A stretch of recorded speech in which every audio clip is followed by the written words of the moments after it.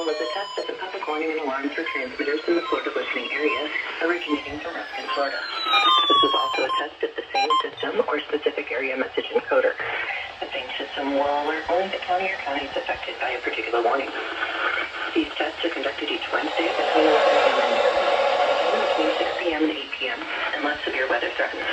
This concludes the weekly test. We now return to regular programming.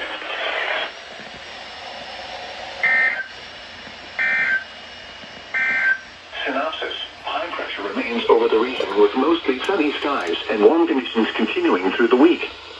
Areas of dense fog will as likely during the overnight and early morning hours as well.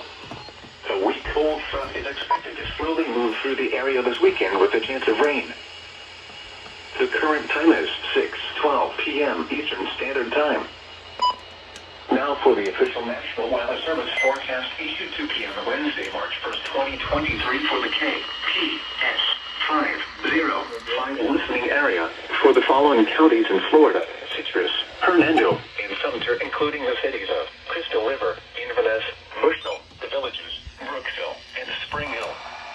Tonight, mostly clear this evening, then becoming mostly cloudy. Areas of fog after midnight. Lows in the upper 50s. Winds around 5 miles an hour. What? Becoming south around 5 miles an hour after midnight. Thursday, Oh, there we areas go. of fog in the morning.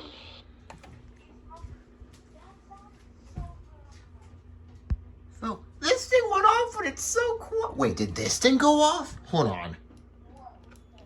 Oh, this thing didn't go off. Dang it. You went off, but you're quiet.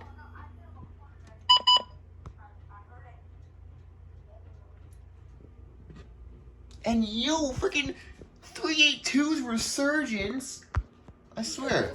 Every time I get a rig that's similar to Rated activates. Like I got this thing and now it wants to work.